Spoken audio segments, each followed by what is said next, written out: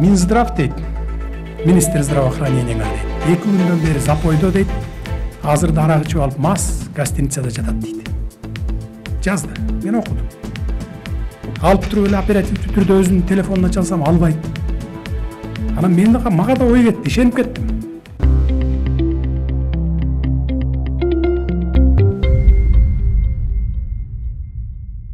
Урматтуу журналисттер, мен өзүбүздүн ички кичинекей проблемабызга токтоло кетейин. Муну айтпасам болбойт.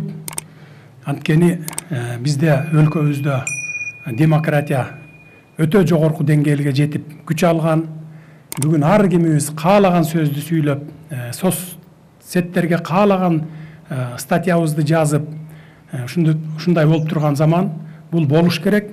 Бирок азыркы учурда, акыркы убактарда фейк маалыматтарды таратып, такталбаган маалыматтарды таратып, бирөөнү жамандап, эптеп буттан тартып сүйрөп калайын, түшүрүп калайын, ушуну жумуштан, кызматтан кетирейин, анан ушунун ордуна же өзүм барайын, же өзүмдүн кишимди коёюн деген күчтөр жок эмес.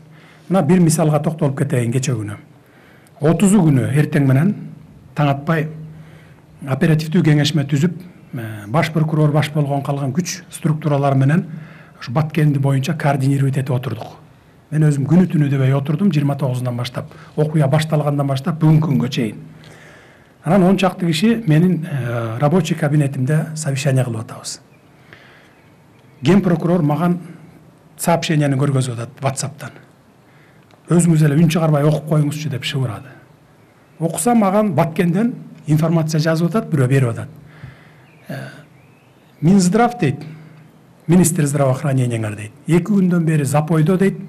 Азырда арак ичип алып мас гостиницада жатат дейт.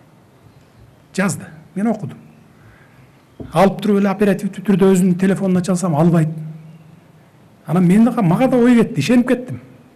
Балким баягы согуш майданында жүрүп, жанында жүргөн баланын бутуна ок тийди деп уккам, андан мурун маалыматым ошондой болчу. Балким баягы стрессти снимать этиш үчүн бир 50 грамм, 100 грамм уруп койду экен деген ой кетти да. Отурабыз, иштеп атабыз. Жарым сааттан кийин чыгып калды WhatsApp'тан. Алып туруп, "Не арак ичип жүрөсүң сен?" десем эле, "Ой, каяктагы арак ичип жүрөм, мен операциядан чыгып атам" деди. "Чыктым, чалган экенсиз, издеп атыпсыз" деп. Видеосуна переключать этти. Карасак артында 10 чакты врач менен ошол бутуна ок тийген баланын огун алып өзү кирип огун алып аткан экен, өзү хирург да. Анан мына деп көргөздү, мен ген прокурорго көргөздүм, мынакей, таптаза экен, операциядан чыгыптыр деп. Муну менен эмнени айтайын дегим келет. Мына ушундай фейковый маалыматтарды таратпай, бири-бирибизге ушундай кыйын кырдаалда бири-бирибизди жамандабай, бир жакадан баш, бир жеңден кол чыгарып турсак, ошондо биз жеңебиз.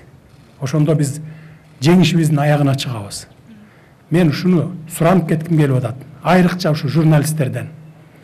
3 күн мурун, 5 күн мурун болгон маалыматты таратып, согуш токтогон мезгилде 3 күн өтүп кеткенден мына азыр болуп атат деп, эптеп эле баягы мындай бир кандай десем бир чагымчыл күчтөрдү ошо кайра ырбатып, ого бетер ырбатып ийгенге аракет кылган күчтөр дагы болду. Мен сиздерден суранам, айрыкча кыргызстандыктардан суранам, блогерлерден суранам.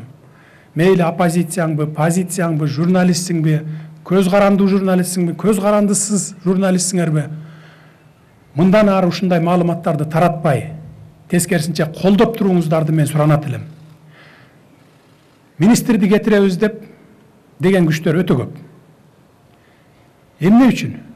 Анткени мына министр барган күндөн баштап мен тапшырма бергенмин. Полностью медицина системасында коррупцияны жок кыласың. Уурдалып кетип аткан акчалардын баарын токтотосуң. Медицина тармагын бийик деңгээлге көтөрүп чыгасың деп. 1 айдан кийин келди. Духу түшкөн.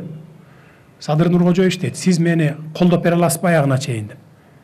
"Мен сени колдобогондо эмне кылып атам" десем, "Азыр мен баштаймын" деди. Баштаганда мага атакалар башталат деди. Ким тараптан десем? Парламент тараптан, министрлик тараптан, тияктан, бияктан, бардык жактан деди. Эч коркпой бардыгын тазала дедим. Жеген ичкендердин баарын токтот. Коркпо, мен колдоп берем дедим. Мына ушул министрдин реформасынын коркпой иш жүргүзгөнүнүн пайдасынан министрликте ушунча жылдан бери уурдап жеп келаткан 5-6 кишинин жеген ичкенин токтотуп, Ошонун пайдасынан мына медицина кызматкерлерине, үй бүлөлүк дарыгерлерге 3,5 миң адам бул 100% эмгек акысын көтөрүп бердик. А калган врачтардыкын 10 миң адам 50% көтөрүп бердик. Биз бюджеттен бир тыйын алып кошуп берген жокпуз силерге.